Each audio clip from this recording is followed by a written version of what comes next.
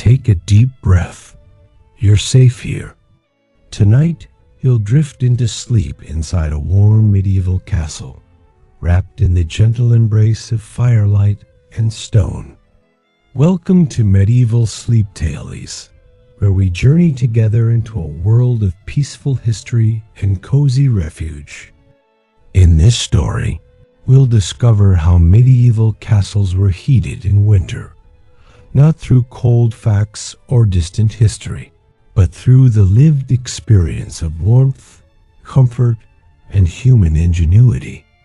You'll feel the heat radiating from great stone fireplaces, smell wood smoke mingling with herbs drying from rafters, hear the soft crackle and pop of burning logs echoing through vaulted halls. Settle into your bed, let your shoulders drop, release the day. Whether you're seeking deep sleep, gentle relaxation, or simply a peaceful escape from the modern world, this medieval winter night is yours. Let the slow rhythm of castle life in winter carry you somewhere quieter, somewhere warmer, somewhere safe. Close your eyes. The castle gates are open. The hearth is burning bright. And winter, for all its cold darkness beyond these walls, cannot touch you here. Let's begin. Part 1. The Great Hearth.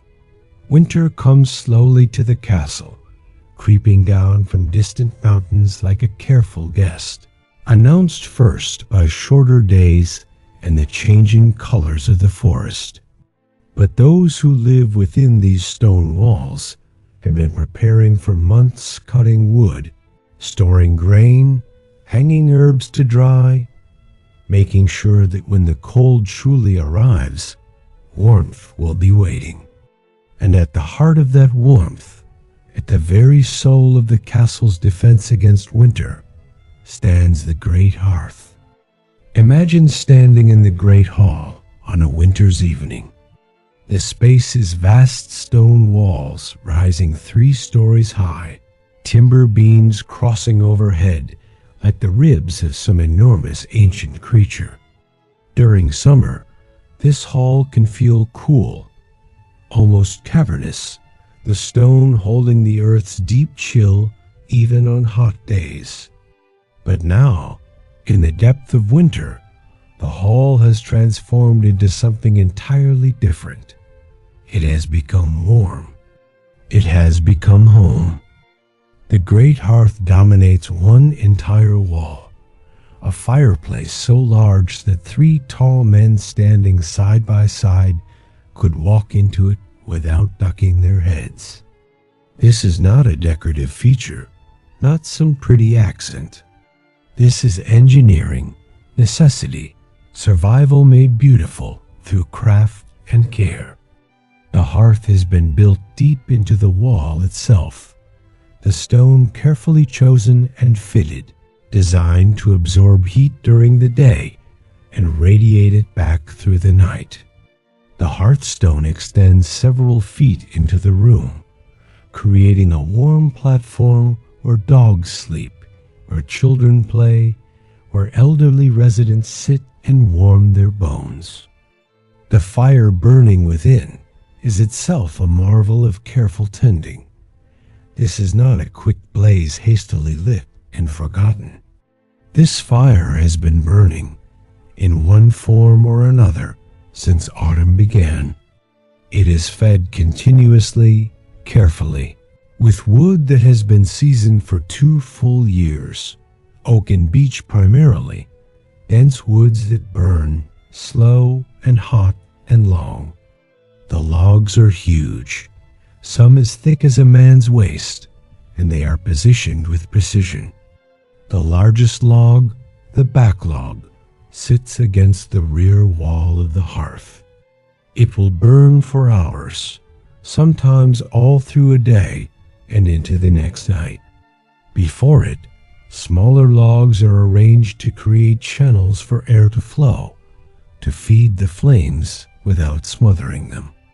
Tending this fire is not one person's task, but but a shared responsibility, a rhythm that everyone in the castle understands. The hall servant arrives before dawn to add fresh wood and coax the embers back to flame. Throughout the day, others pass by and tended a gentle adjustment here, another log carefully placed there. No one needs to be told. It is simply understood that the fire must not go out, that warmth must be maintained, that this hearth is the castle's beating heart. The heat from such a fire is extraordinary. If you stand close, the warmth hits your face like a physical presence, making your cheeks flush and your eyes water slightly. But the genius of the great hearth is not just in its size, but in how it shares its warmth. The massive stones absorb the heat throughout the day, and as evening falls and the fire is allowed to burn lower, those stones continue to radiate warmth for hours. You can place your hand against the hearthstone at midnight and still feel it warm to the touch, still feel it giving back the day's stored sunshine. Around this central fire, the life of the castle arranges itself in winter. The long tables are positioned to benefit from the warmth, close enough that diners feel comfortable, far enough that they don't roast. Benches are drawn near in the evenings when the day's work is done. This is where stories are told, where songs are sung, where the community gathers, not just for warmth, but for the comfort of shared presence.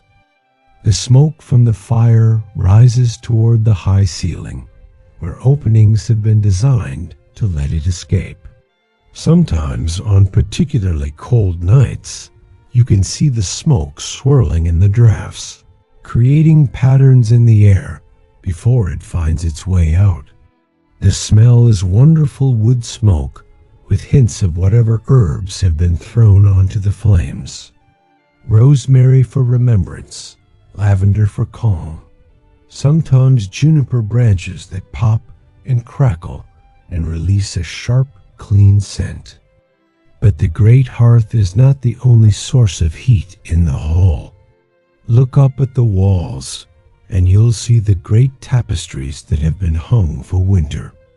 During warmer months, these beautiful woven works might decorate the walls simply for their beauty, their scenes of hunts and gardens and distant holy lands. But in winter, they serve a crucial second purpose. They create a layer of insulation, trapping a cushion of still air between the fabric and the cold stone wall. The effect is subtle, but real. The hall feels less drafty, the stone's chill less penetrating. Some of the wealthiest chambers have multiple tapestries hung one in front of another, creating even more insulation. The floor, too, has been prepared for winter.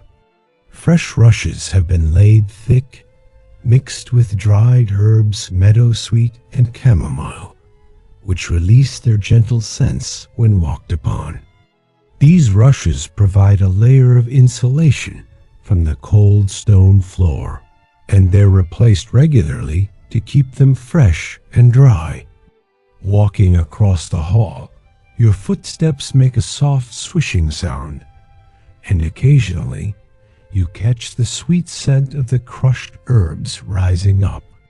The windows of the great hall are few and small by modern standards, mere slits in the thick walls designed more for defense than for light. But in winter, even these are covered. Wooden shutters are closed and barred, sometimes with leather or oiled parchment stretched across the opening to let in a little dim light while keeping out the wind. The effect is to create a space that feels sealed, protected, like being inside a warm cave while the winter world rages outside. As evening deepens and the fire burns bright, the hall fills with golden light. The flames cast dancing shadows on the walls, making the stones seem to move and breathe. The faces of those gathered around the hearth glow warm, and there is a quality to this firelight that no other illumination can match. A warmth not just of temperature, but of feeling, of safety, of being exactly where you belong. Someone adds another log to the fire, and sparks swirl upward like tiny stars. The new wood catches with a satisfying crackling sound, and the flames leap higher for a moment before settling back into their steady burn. The heat intensifies briefly, and everyone adjusts their position slightly, finding their perfect distance from the warmth. A young woman sits near the hearth with her embroidery, taking advantage of the light and warmth. Her needle moves in and out of the fabric with practiced ease, creating patterns of flowers and vines. Beside her, an older man tends to his boots, oiling the leather to keep it supple through winter. A child lies on their stomach on the warm hearthstone, drawing patterns in the ashes that have fallen at the fire's edge, creating temporary art that will be swept away in the morning. This is the rhythm of winter evenings in the great hall quiet work. Gentle conversation, the peaceful coexistence of people who understand that together they are warmer. Someone begins to hum a tune, an old song that everyone knows. Others join in, not performing but simply sharing, their voices rising toward the beamed ceiling where the smoke swirls and dances. The fire shifts again, a log settling deeper into the coals with a soft sound. A shower of sparks rises up, and for a moment, everyone pauses to watch, transfixed by the simple beauty of fire doing what fire does. Then the moment passes, and the quiet activities resume. But the warmth remains, constant and reliable, the great hearth doing its eternal work of holding back the cold. Outside these walls, winter night has fallen completely. The stars are sharp and bright in the frozen sky. The wind moves through bare trees, and somewhere in the distance, a wolf calls out to the moon. But inside the great hall, inside the warm embrace of the castle, winter is merely a story told by the wind, a distant thing that cannot reach your ear. The fire burns on, as it will all through the night, tended by those who wake to add wood, who understand that warmth is not something that simply exists, but something that must be maintained, cared for, respected. And in the morning, when dawn breaks cold and gray, this fire will still be burning, ready to warm the first souls who wake and come seeking its comfort. This is how a castle holds back winter, not through magic or mystery, but through stone and flame and the patient, careful work of keeping the hearth alive. Part 2. Chambers and Kitchens. Beyond the great hall, the castle stretches into a maze of chambers and corridors, and each space has its own relationship with warmth, its own way of holding back the winter cold. The most alive of these spaces, the warmest and most welcoming, is the kitchen, a world unto itself, where heat is not just welcomed, but essential, where fire burns not for comfort alone, but for the very survival of everyone within these walls. The kitchen is located in its own building or wing, deliberately separated from the main living quarters because of the constant fire danger, yet connected by covered passages so that food can travel to the hall without cooling too much in winter air. Step through the doorway into this space, and the change is immediate and overwhelming. the temperature rises dramatically. Your cheeks flush. The air is thick with warmth and rich with smells. Bread baking, meat roasting, onions and herbs simmering in great iron pots. The kitchen hearth is even larger than the one in the great hall, if you can imagine such a thing. This is a fireplace designed for work, for feeding dozens or even hundreds of people. The fire here never goes out, not even in summer, but in winter it burns with particular intensity. Multiple spits turn slowly over the flames, their mechanisms weighted with stones or turned by young apprentices whose job is to keep the meat rotating evenly. Fat drips from roasting birds and sizzles in the coals below, sending up aromatic smoke. The heat is so intense that the cooks must work in shifts, stepping back to cool themselves before returning to their tasks. But the kitchen hearth is more than just a cooking fire. Its warmth spills throughout the space, heating the stone walls, warming the air, creating an environment where even in the depths of winter, people work in their shirt sleeves.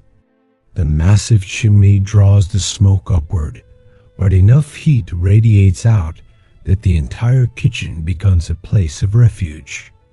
Castle residents find excuses to visit checking on a special dish being prepared, consulting with the head cook, or simply warming themselves before returning to colder parts of the castle. Around the main hearth, smaller cooking fires burn in purpose-built alcoves. Each has its own task.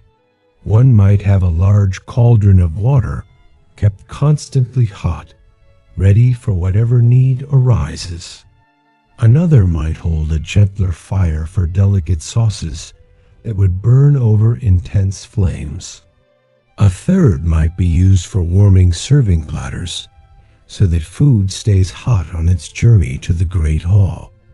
The kitchen becomes a landscape of different heat sources, each carefully maintained, each contributing to the overall warmth of the space.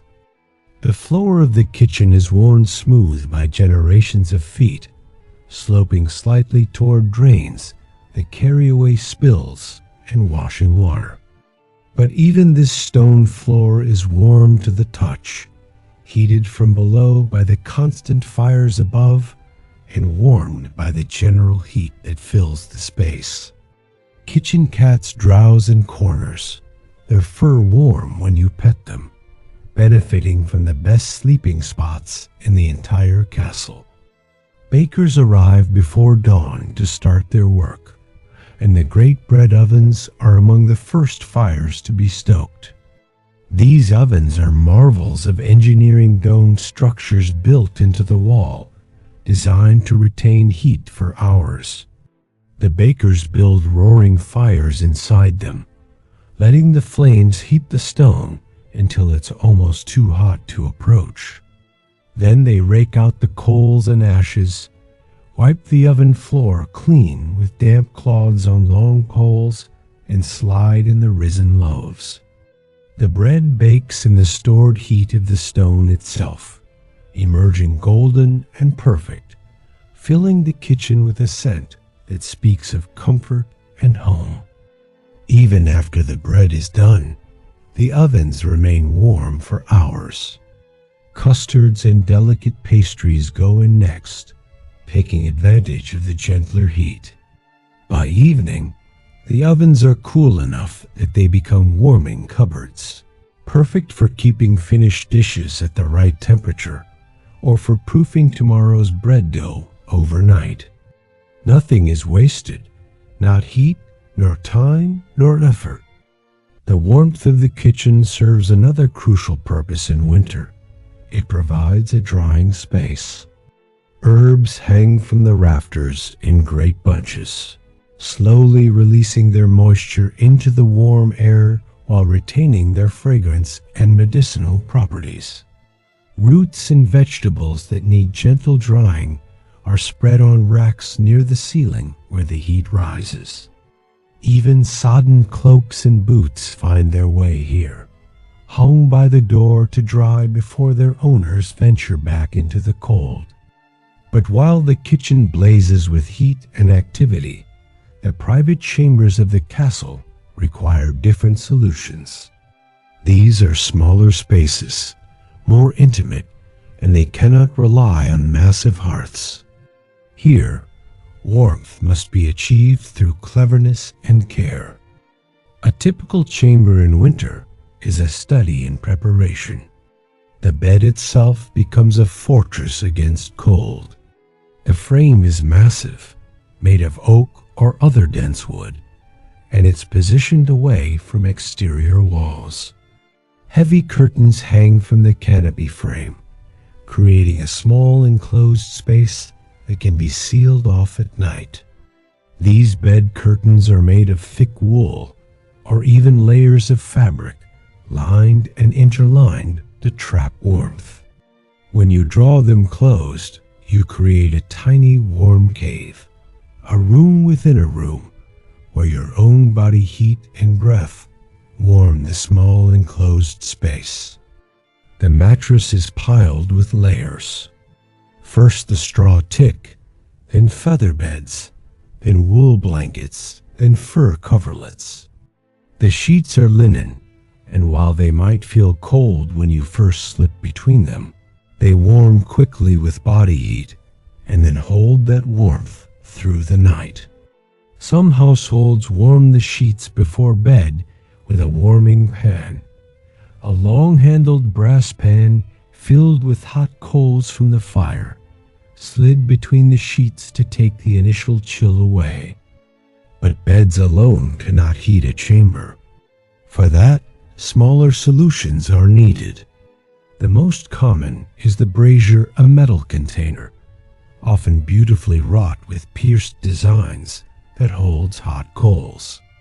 These braziers are portable, carried from room to room as needed, placed in the center of a chamber where their radiant heat can spread evenly. The charcoal burns with little smoke, glowing red and orange, warming the air around it.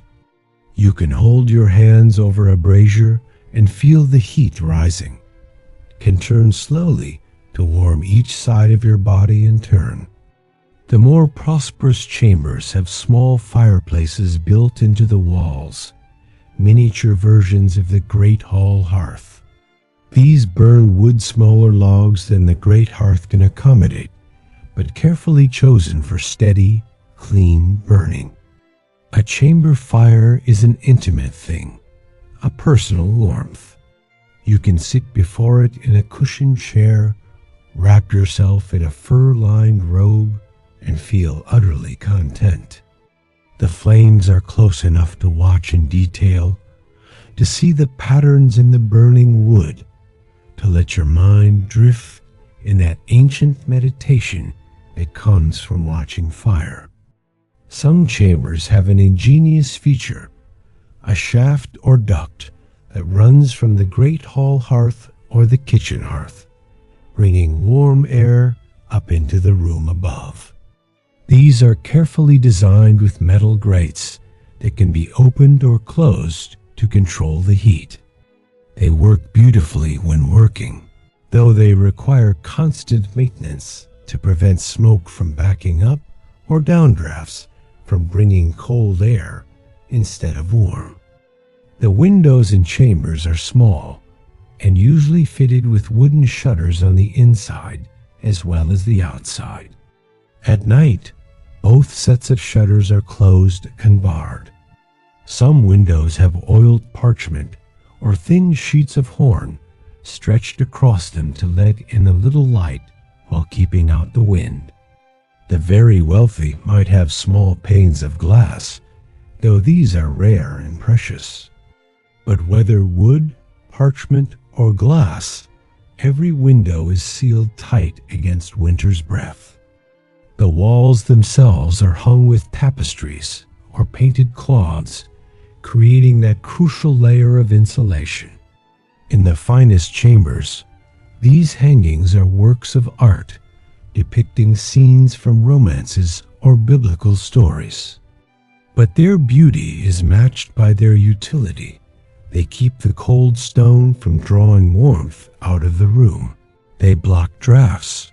They make the space feel enclosed and cozy rather than exposed and vulnerable. The floors are covered with layers of materials. First rushes are straw, then perhaps woven mats, and in the wealthiest chambers, actual carpets imported from the East at great expense. These layers insulate from the cold stone below and make the room feel softer, more comfortable.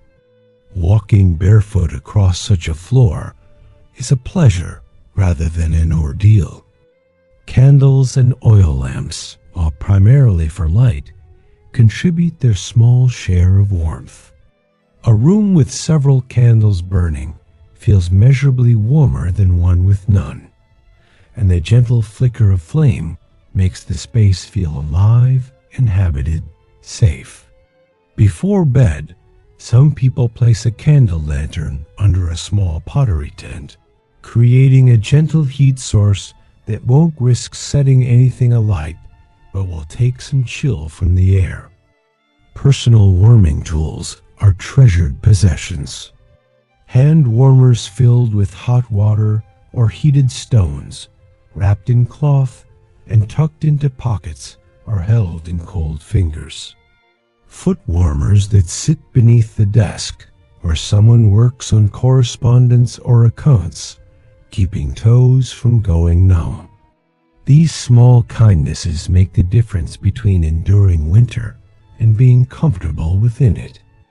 In the solar, the lady's private chamber where she manages the household and does her fine needlework, warmth is especially important because she may spend hours sitting relatively still.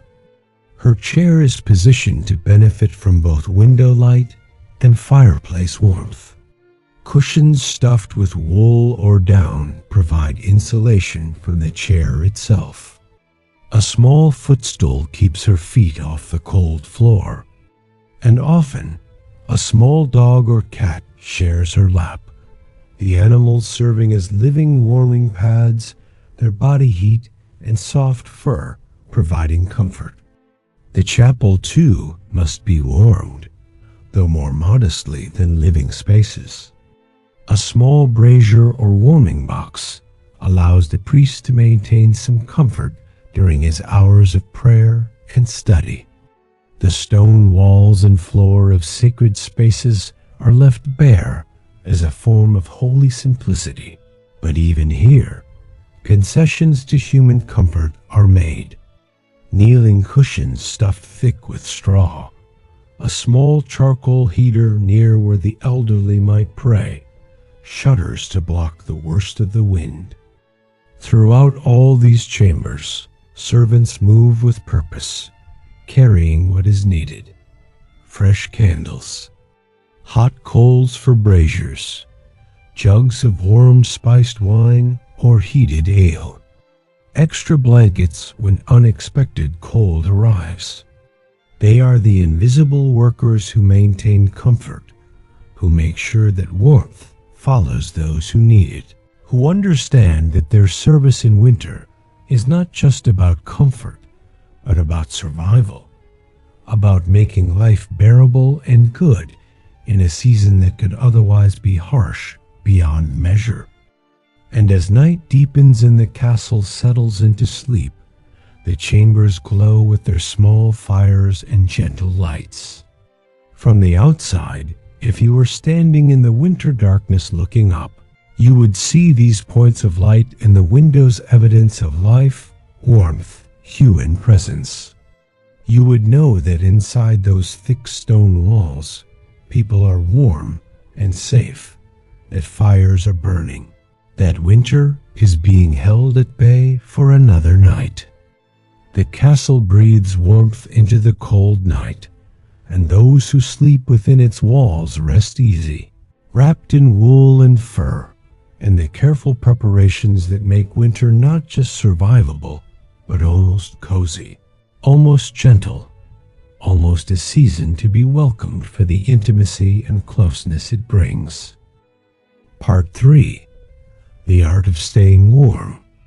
Warmth in a medieval castle is not achieved by any single method, but through layers upon layers of small wisdoms, passed down through generations, woven together into a way of life. It is as much about how people live, how they dress, what they eat, and how they move through their days, as it is about fires and hearths. Winter in a castle is a season of coming together, of shared heat and shared purpose, of understanding that together we are warmer than apart. Clothing itself becomes a form of architecture, a personal fortress against the cold. The wealthy dress in layers that would seem excessive to modern eyes, but each layer serves its purpose. Against the skin, a linen undertunic that wicks away moisture, for dampness is the enemy of warmth, and even in winter the body sweats. Over this, a wool tunic, then another wool layer, and an outer robe lined with fur. The sleeves are long, designed to cover the hands when needed. Hoods are generous, able to be pulled low over the face against bitter winds. But it is not just the wealthy who understand layering. The servants, the craftspeople, the guards all dress for warmth with whatever materials they can afford or make. Wool is the miracle fabric of the medieval world, keeping warmth even when damp, breathable, yet insulating. The humblest shepherd's cloak of thick, oily wool can keep a person comfortable through a winter's day outdoors. Wool stockings pulled high beneath boots, wool mittens, wool caps pulled low over ears. These are the tools of survival that allow life to continue even when snow lies deep on the ground. Fur is treasured not as ornament, but as necessity. Rabbit fur lines hoods and cloaks. Sheepskin vests provide an extra layer of warmth without too much weight. The wealthy might have imported furs, ermine or marten, but local furs work just as well. A fur-lined glove means hands that can still function in freezing temperatures, can still grip a tool or hold reins without going numb. Footwear receives special attention because cold feet can make the whole body feel chilled. Boots are made of thick leather, sometimes lined with wool or fur. They are worn with multiple layers of wool stockings. Some people stuff dried grass or sheep's wool into their boots for extra insulation. The wealthy have indoor shoes, softer and lighter, to change into once they've crossed from the cold corridors into warm rooms. Keeping feet dry is crucial. Wet feet in winter can be dangerous, so boots are oiled regularly, dried carefully by the fire when they get soaked.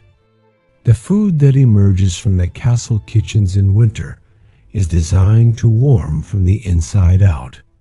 Breakfasts are substantial porridge, thick with oats, sweetened with honey, enriched with cream. Hot ale mulled with spices and herbs. Bread still warm from the morning baking, spread with butter or drippings. The meal itself heats the body, gives fuel for the day's work, sends warmth radiating through the limbs. Midday meals continue this theme. Thick soups and stews that have simmered for hours, their ingredients melding into rich, nourishing whole. Meat pies with hot gravy. Roasted vegetables. Everything served hot, eaten while it still steams. The very act of eating such food is warming. You can feel the heat spreading through your chest and belly, radiating outward. And in the evening, after the day's work is done, the great feast becomes a ritual of warmth. The tables in the great hall are laden with hot dishes, one after another. Roasted meats still sizzling, fish baked in crusts, root vegetables caramelized in their own sugars, and always warm drinks. Wine heated with spices, cinnamon, and cloves and ginger. Ale warmed near the fire. Even water, when drunk, might be heated first, perhaps with a bit of honey and herbs to make it pleasant. The spices used in winter cooking are not just for flavor, but for their warming properties. Ginger, pepper, cinnamon, these heat the blood, they say, and whether or not that's medically accurate, the sensation is real. A cup of spiced wine sends a flush through the body that feels like internal fire. The warmth spreads to fingertips and toes, chasing away the chill. Between meals, there are small comforts. Hot pastries from the kitchen, shared among those working nearby. Roasted chestnuts or apples, their skins splitting from the heat. Warm honey cakes. These are not just treats, but strategic moments of warmth throughout a long, cold day. The castle's daily routines are organized around warmth. Morning tasks that require going outside are done as quickly as possible. Then everyone returns to warm spaces for indoor work. The coldest hours of the day, the period after the sun sets, but before the evening fires have fully warmed the rooms, are managed by gathering together. People naturally cluster in the warmest rooms, sharing their body heat, making the most of the available warmth. The great hall becomes the center of evening life, not just because it's tradition, but because it's practical. 50 people in a room with a massive fire create a warmth that one person alone in a chamber cannot match. The combined heat of all those bodies, all breathing, all moving, all alive, raises the temperature measurably. Children play together, their games keeping them active and warm. Adults sit close, their conversations easy and comfortable in the shared warmth. Even the way people sit is strategic. Near the fire for intense warmth when first coming in from the cold, then gradually moving back as they warm up, allowing others to take their turn at the closest positions. It's an unconscious dance, a flow of bodies seeking and finding the right temperature for comfort. No one monopolizes the best spots. The understanding is shared. We all need warmth. We all take turns. We all look after each other. The elderly and the very young are given special consideration. Grandmothers sit in the chairs nearest the hearth, wrapped in extra blankets, their old bones needing more warmth than younger bodies. Small children are dressed in extra layers, their mittens tied to strings threaded through their sleeves so they won't lose them. Babies are kept close to the fire, passed from lap to lap, each person contributing their warmth to the smallest and most vulnerable. The dogs and cats of the castle are not just pets but participants in the great project of staying warm. They gravitate to the warmest spots, their bodies curled into tight balls of fur, but they also share their warmth willingly. A dog sleeping against your legs is a source of heat, a comfort in the night. A cat on your lap while you sit and work warms better than any blanket. The animals understand the same truth as the humans together. We are warmer. At night, the strategy of shared warmth continues. Servants might sleep 2 or 3 to a bed, their combined body heat making thin blankets sufficient. Children pile together like puppies. Even among the wealthy, married couples sleep close, grateful for the warmth of another body. The phrase bedfellow is not metaphorical, but literal, the person who shares your bed, who shares their warmth through the cold night. Some chambers have special sleeping arrangements for extreme cold. A truckle bed, a low bed on wheels that slides beneath the main bed during the day, allows a servant to sleep in the same room as their master or mistress, providing an extra warm body to heat the space and someone to tend the fire through the night. This is not seen as an intrusion, but as a practical necessity and even a kindness on both sides. The castle's very architecture, beyond the obvious features of hearths and thick walls, contains subtle warmth-keeping designs. Corridors are few and short, designed to minimize travel through unheated spaces. Doorways have heavy curtains hung across them to create airlocks, preventing warm air from rushing out when doors are opened. Spiral staircases, while partly defensive, also serve to minimize the exterior wall exposure of each level.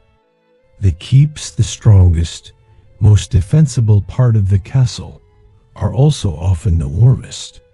Built with the thickest walls, with the fewest windows, with the most concentrated living spaces, they become warm refuges. In the depths of winter, when the outer courtyards are frozen and hostile, life retreats inward to these cozy cores, and the castle becomes smaller, tighter, more intimate. Windows, those necessary openings to light and air, are treated with great care in winter. Shutters are closed at sunset and not reopened until the sun is well up and has had a chance to warm the day.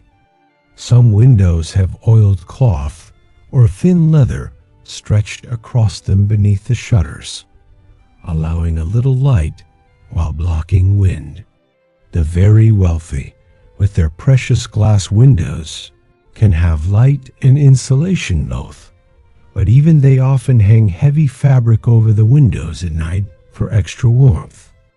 The floors, especially in the most used spaces, are covered not just for decoration, but for warmth. Fresh rushes in winter are mixed with dried herbs that have warming properties: rosemary, thyme, mint. These release their scents when walked upon, and the belief is that their vapors have warming effects.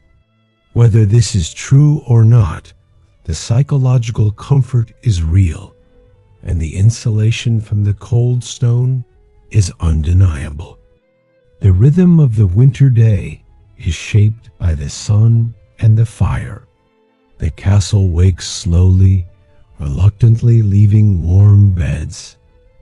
Morning tasks are accomplished efficiently, with purpose.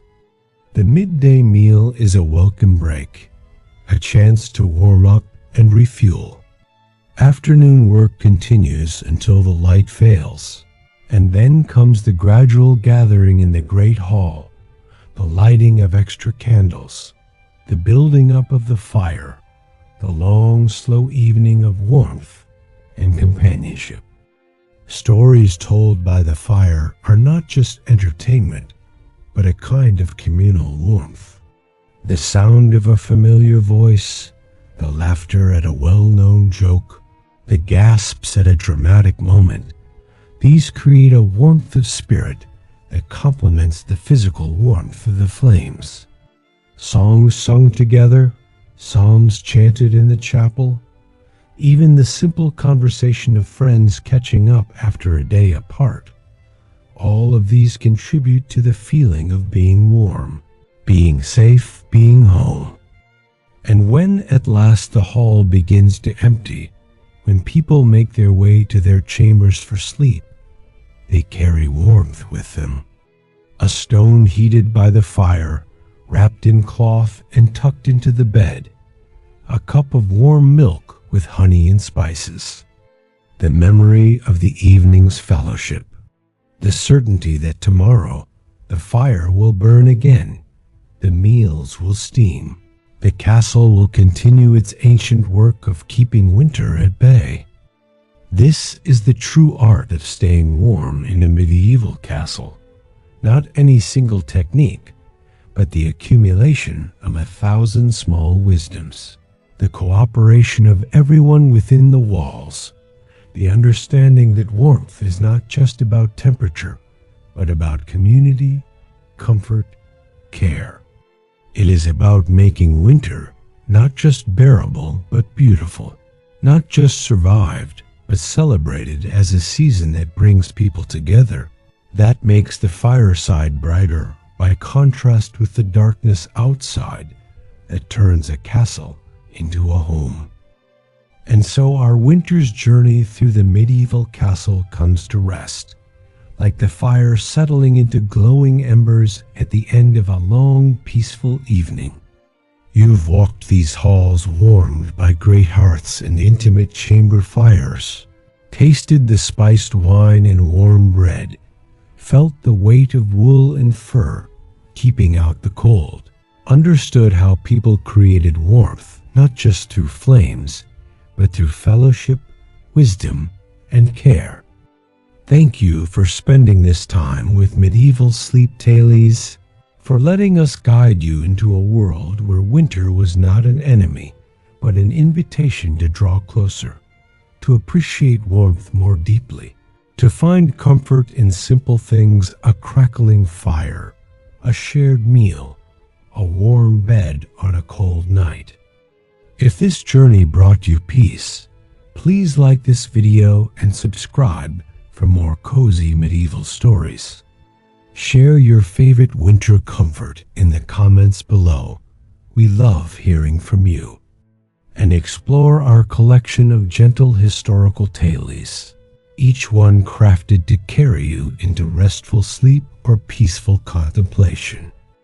May your own hearth burn bright, and may you sleep wrapped in warmth and contentment. Until next time, from Medieval Sleep Tales, sweet medieval dreams.